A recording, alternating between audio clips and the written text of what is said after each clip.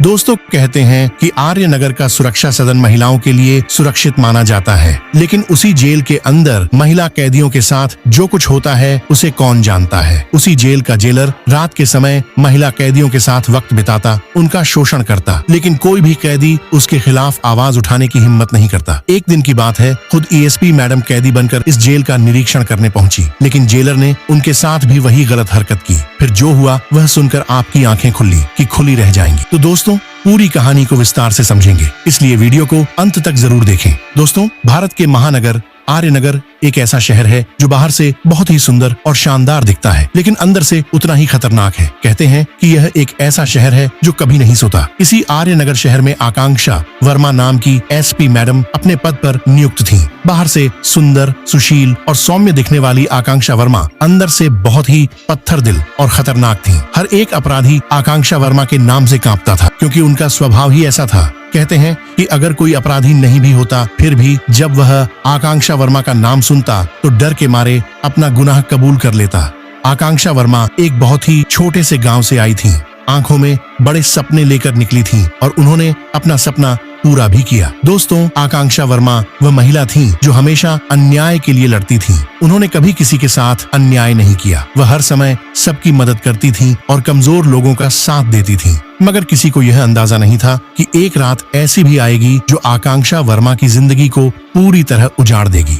एक दिन की बात है, एसपी मैडम अपने कैबिन में बैठकर चाय पी रही थीं। चाय पीते हुए वह अखबार की हेडलाइन पढ़ रही थीं कि तभी वहां विजय नाम का एक कांस्टेबल आया। विजय ने एएसपी मैडम को एक ऐसी खबर दी जिसे सुनकर मैडम के पैरों तले जमीन खिसक गई। दरअसल विजय महिला सुरक्षा सदन में खाना बनाने वाला कांस्टेबल था। उसने आकर कहा, मैडम हमारी जेल में कुछ भी ठीक नहीं है। एएसपी मैडम ने चौंकते हुए कहा, विजय तुम क्या कहना चाहते हो, जरा खुलकर बताओ, क्या सही नहीं है। विजय बोला, मैडम हमारी जो महिला सुरक्षा सदन है उसमें महिलाएं सुरक्षित नहीं हैं। उनका शोषण हो रहा है, उनका गलत फायदा उठाया जा रहा है। मैडम ने हैरानी से कहा, विजय ये तुम क्या बोल रहे हो, होश में हो, तुम्हें पता है तुम कितनी बड़ी बात कह रहे हो। विजय ने गंभीर आवाज में कहा, हाँ मैडम मुझे पता है मैं क्या कह रहा हूँ, ये बात बिल्कुल सच है। मैडम ने पूछा, बताओ विजय कौन है जो महिलाओं का शोषण कर रहा है, कौन है जो उनके साथ दुर्व्यवहार कर रहा है। विजय ने कहा, मैडम वही पुलिस वाले जो दिन में तो ड्यूटी करते हैं,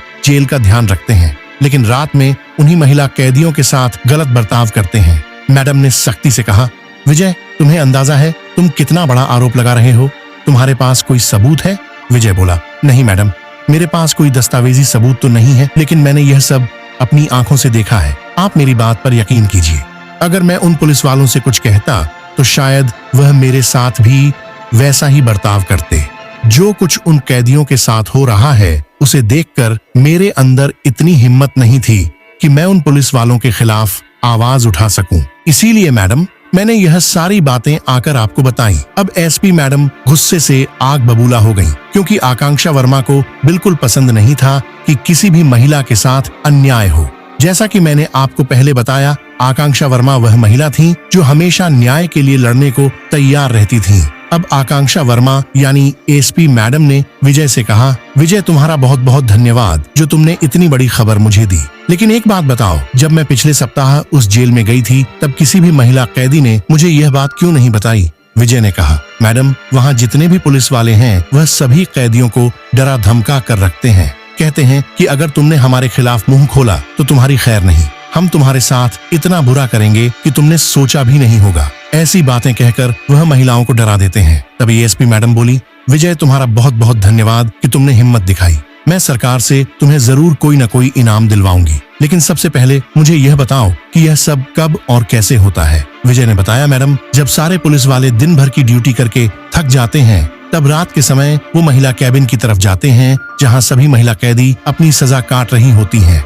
तब एएसपी मैडम ने गंभीरता से कहा, कोई बात नहीं विजय, तुम जाओ और मुझे हर एक बात की जानकारी देते रहना। मैं आज शाम को ही उस जेल का निरीक्षण करने मैं खुद आ रही हूँ। अब आकांक्षा वर्मा के दिमाग में बस यही बात चल रही थी, आखिर महिलाओं के साथ ही ऐसा क्यों होता है, क्यों हर बार महिलाओं को ही झुकना पड़ता है। दोस्तों कहते हैं कि एक महिला का जीवन बहुत कठिन होता है। अगर कोई महिला गलत हो जाती है तो पूरा समाज उसके खिलाफ खड़ा हो जाता है। कोई उसका साथ नहीं देता, जबकि वह भी एक इंसान है। उसे भी सहारे की जरूरत होती है और एक महिला ही दूसरी महिला का दर्द अच्छे से समझ पाती है। एसपी मैडम भी उन महिलाओं का दर्द समझती थीं, इसीलिए वह अक्सर जेल जाकर उन सबसे मिलती रहती थीं। उसी दिन शाम को एसपी मैडम जेल का निरीक्षण करने पहुंची। जब मैडम ने वहां का माहौल देखा तो बाहर से सब कुछ ठीक ठाक नजर आ रहा था, लेकिन अंदर की रातों में उस जेल में क्या क्या होता था यह सिर्फ वहां की महिला कैदियां ही जानती थीं। मैडम ने सब लोगों से पूछताछ की, हर कैदी से बात करने की कोशिश की, लेकिन किसी में हिम्मत नहीं थी कि वो एसीपी मैडम को इशारे में भी कुछ बता सकें। तब एसपी मैडम समझ गईं कि यह सब अपने मुंह ऐसे नहीं खोलेंगे। अगले दिन एसपी मैडम अपने कैबिन में बैठकर यही सोचने लगी, आखिर कैसे मैं इन सब का भांडा फोड़ूं, कैसे उन पुलिस वालों को बेनकाब करूं जो महिलाओं का शोषण कर रहे हैं, उनके साथ गलत बर्ताव कर रहे हैं, उनका फायदा उठा रहे हैं। तभी मैडम के जहन में एक योजना आई। अगर मुझे सच्चाई का पर्दाफाश करना है तो मुझे ही आज रात एक कैदी बनकर उस जेल में जाना होगा। और दोस्तों, वो रात आखिर आ ही गई। वो रात जिसने एसपी मैडम की पूरी जिंदगी को हिला कर रख दिया। लेकिन मैडम ने कैसे उन सब से लड़ा, कैसे जीत हासिल की। 18 मार्च गुरुवार का दिन था। रात के 2 बजे का वक्त था। कुछ पुलिसकर्मी ड्यूटी पर सो रहे थे, कुछ निगरानी कर रहे थे और कुछ पुलिस वाले महिला कैदियों के साथ मौज मस्ती कर रहे थे और उनका फायदा उठा रहे थे। उसी रात एएसपी मैडम भी कैदी के कपड़े पहनकर सुरक्षा सदन महिला जेल में दाखिल हुई। लेकिन उन्हें यह नहीं मालूम था कि वह जिंदा वापस आएंगी भी या नहीं, क्योंकि कहते हैं जेल एक ऐसी जगह है जहां खून भी माफ होता है। अगर कोई कैदी किसी और कैदी की हत्या कर दे तो भी माफ, अगर कोई पुलिस वाला किसी कैदी को मार दे तो भी माफ। अब दोस्तों, रात के 2 बजे कैदी के भेष में आकांक्षा वर्मा चुपचाप जेल के उस हिस्से में पहुंची जहां महिलाएं अपने केबिन में बंद थीं। केबिन के बाहर कुछ पुलिस वाले बैठे थे, कुछ पुलिसकर्मी महिला कैदियों से जबरदस्ती डांस करवा रहे थे, कुछ उनके पैर दबवा रहे थे और कुछ उनके साथ गलत बर्ताव कर रहे थे। जब एएसपी मैडम ने यह सब देखा तो उनके भी पैरों तले जमीन खिसक गई। मैडम को पहले से अंदाजा था कि अगर उन्हें न्याय दिलाना है तो सिर्फ देख लेने से काम नहीं चलेगा, उन्हें सबूत भी जुटाने होंगे, नहीं तो हो सकता है वह खुद ही फंस जाएं। इसीलिए उस रात जब वह जेल पहुंची तो उन्होंने अपने कॉलर में एक गुप्त कैमरा और छोटा सा माइक लगा रखा था। जैसे ही वह वहां पहुंची, एक पुलिस वाला उनके पास आया और बोला, तुम कौन हो? मैंने तुम्हें पहले कभी यहाँ नहीं देखा, तुम्हारा नाम क्या है? मैडम ने नरमी से कहा, साहब मैं आज ही आई हूँ, सुबह ही मुझे यहाँ लाया गया है। पुलिस वाले ने पूछा, क्या अपराध किया है तुमने? मैडम बोली, साहब मुझ पर चोरी का इल्जाम लगा है, लेकिन मैंने कुछ नहीं किया। तभी वहाँ 2-3 और पुलिस वाले मौजूद थे। वो हंसते हुए बोले, सब यही कहते हैं कि मैंने कुछ नहीं किया, चलो बताओ तुम्हारा नाम क्या है? तभी एसपी मैडम ने जवाब दिया, मेरा नाम सोनिया है। नाम कुछ अजीब सा लगा तो वहाँ जितने भी पुलिस वाले थे सब जोर जोर से हंसने लगे। उन्होंने उसका मजाक उड़ाना शुरू कर दिया और कहने लगे, अरे वाह, ये तो बड़ी ही मजेदार कैदी लगती है, चलो मेरे पैर दबा दो, आज बहुत दर्द हो रहा है। ये सुनकर एएसपी मैडम बोली, साहब मैं यहाँ सिर्फ अपनी सजा काटने आई हूँ और अभी तक यह साबित भी नहीं हुआ है कि गुनाह मैंने ही किया है, फिर मैं आपके पैर क्यों दबाऊं? तभी 2 दरोगा चिल्लाए, ज्यादा सवाल जवाब मत करो, जो साहब कह रहे हैं चुपचाप वैसा ही करो, वरना अभी तुम्हें ऐसे केबिन में भेजेंगे कि वहाँ से जिंदा बाहर नहीं आ सकोगी।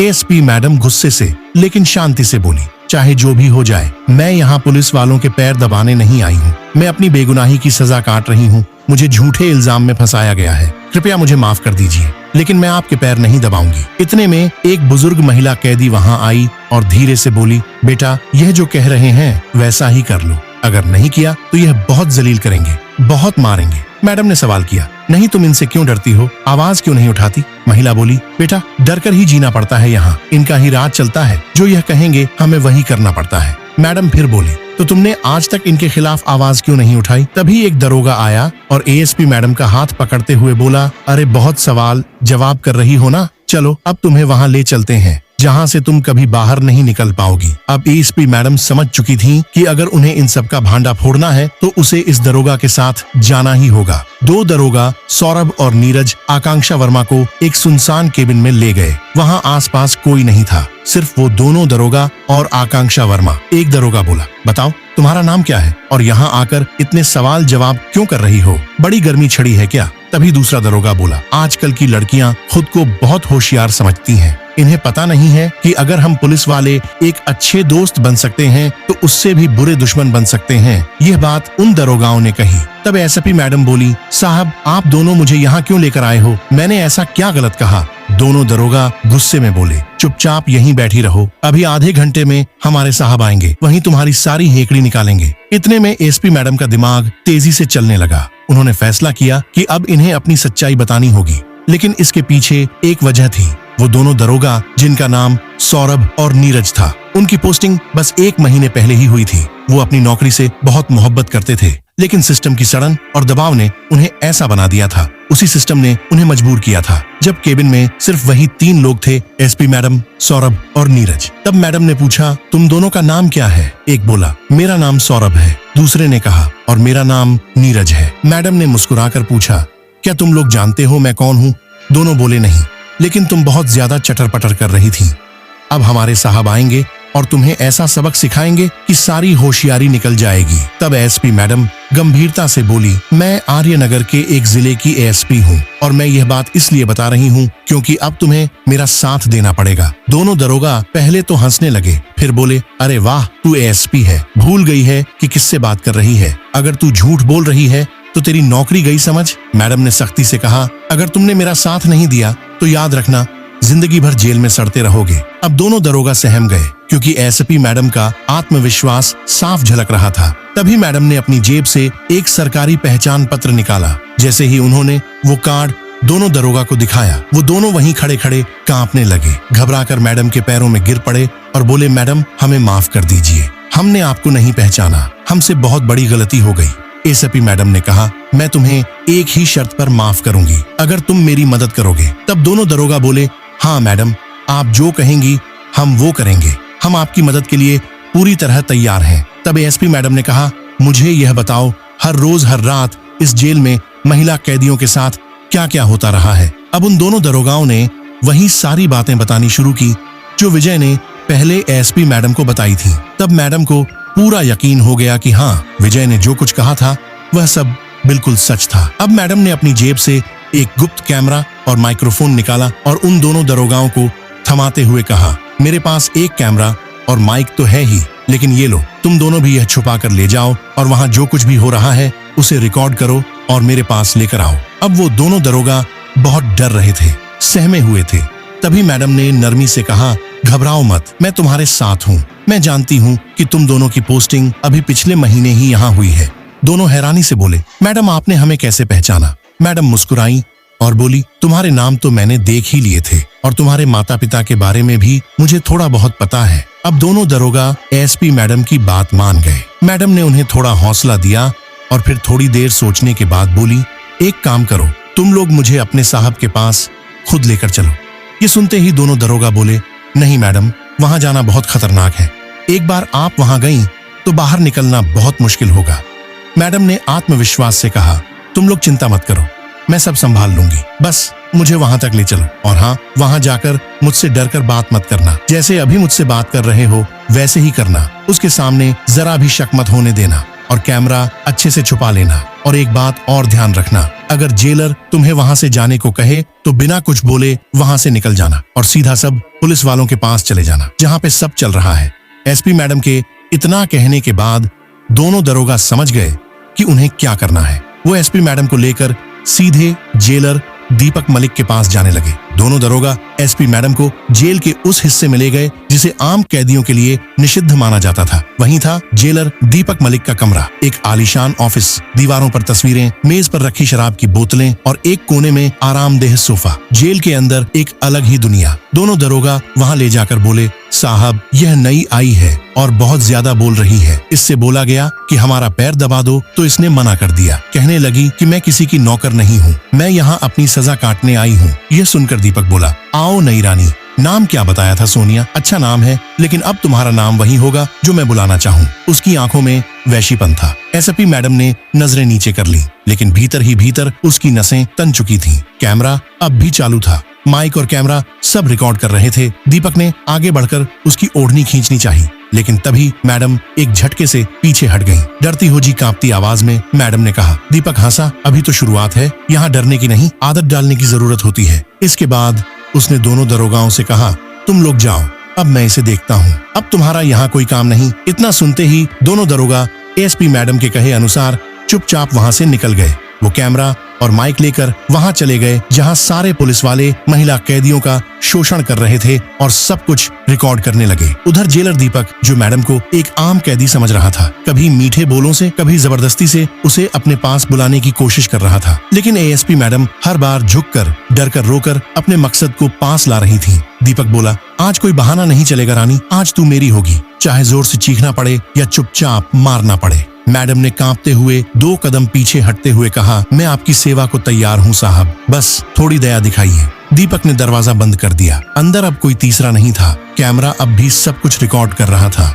मैडम ने उसे बातों में उलझा कर रखा ताकि सबूत पक्का मिल सके। दीपक बार बार मैडम पर हाथ डालने की कोशिश करता, लेकिन वह हर बार उसे पास आने नहीं देती। जेलर बोला, अरे रानी डरती क्यों हो? यहाँ डर होगी तो और दिक्कत होगी, चुपचाप मेरी बात मान लो। अरे यहाँ तो मैं बहुत सारे कैदियों की जिंदगी बर्बाद कर चुका हूँ, तुम क्या चीज हो? अब इसी तरह बातों बातों में जेलर ने अपनी सारी करतूतें खुद ही उगल दी और वह सब कैमरे में रिकॉर्ड हो गया। अब एसपी मैडम ने सोचा, इतना सबूत काफी है, अब मुझे यहाँ से निकल जाना चाहिए। तब एसपी मैडम बोली, साहब आज मुझे बहुत डर लग रहा है, मैं कल आपकी सेवा अपनी मर्जी से करने आ जाऊंगी। ये सुनकर जेलर हंसने लगा। ठीक है जाओ, आज तुम्हें छोड़ देता हूँ, लेकिन कल खुद आ जाना। इतना सुनते ही मैडम उस कमरे से बाहर निकल गयी। उधर दोनों दरोगा, जिन्होंने सब कुछ कैमरे में रिकॉर्ड कर लिया था, वो मैडम को वह सब सबूत देकर वापस चले गए। एसपी मैडम तुरंत उस रात ही जेल से बाहर निकल गयी। जब दोनों दरोगा वापस उस पुलिस वालों की महफिल में पहुंचे तो उनमें से एक अधिकारी ने पूछा, अरे तुम यहाँ क्यों आ गए? वो महिला कहाँ गई जो बहुत सवाल जवाब कर रही थी? जरा मैं भी अकेले में उससे कुछ पूछताछ कर लूं। लेकिन अब उन दोनों दरोगाओं के मुंह से एक शब्द भी नहीं निकल रहा था, क्योंकि उन्होंने एसपी मैडम से वादा किया था कि वह कुछ नहीं बताएंगे। तब दोनों दरोगा बोले, अरे साहब, उस महिला को तो हमने बड़े साहब के पास भेज दिया, बहुत बोल रही थी, अब उसकी अकड़ बड़े साहब निकालेंगे। छोड़ो, आप वहाँ मत जाओ, जो होगा उसे देखकर और सुनकर आप भी हैरान रह जाओगे। उधर एएसपी मैडम उस रात तो जेल से निकल गईं और अगली सुबह वो सारे सबूत लेकर पुलिस हेडक्वार्टर पहुंची। मैडम ने अपने वरिष्ठ अधिकारियों को वह सभी वीडियो दिखाए। फिर एएसपी मैडम के साथ साथ सारे अधिकारी उसी जेल में पहुंचे और उन सभी भ्रष्ट पुलिस वालों को हमेशा हमेशा के लिए नौकरी से निकाल दिया गया। पूरे पुलिस फोर्स में एएसपी मैडम की तारीफ होने लगी। जितनी भी महिला कैदियां थीं, उन्होंने एएसपी मैडम के सामने हाथ जोड़कर कहा, मैडम आपका बहुत बहुत धन्यवाद, जो आपने हमें इस नरक से बचाया। हम बहुत परेशान थे, किसी को कुछ कह नहीं सकते थे। जब भी आवाज उठाते थे, हमारी आवाज दबा दी जाती थी, हमें प्रताड़ित किया जाता था। मुख्य पुलिस अधिकारी ने भी मैडम की बहुत तारीफ की। उन सभी दोषी पुलिस वालों को सजा भी हुई और हमेशा के लिए उनकी नौकरी छीन ली गई, क्योंकि जो अपराध उन्होंने किया वह कोई साधारण गलती नहीं थी। दोस्तों, तो इस तरह एएसपी मैडम ने एक सड़ा हुआ सिस्टम हिलाकर रख दिया। आपको ये वीडियो कैसी लगी? अगर पसंद आई हो तो वीडियो को लाइक करें और हमारे चैनल को सब्सक्राइब करना न भूलें। मिलते हैं अगली वीडियो में, तब तक खुश रहें, सुरक्षित रहें। धन्यवाद। जय हिंद, जय भारत।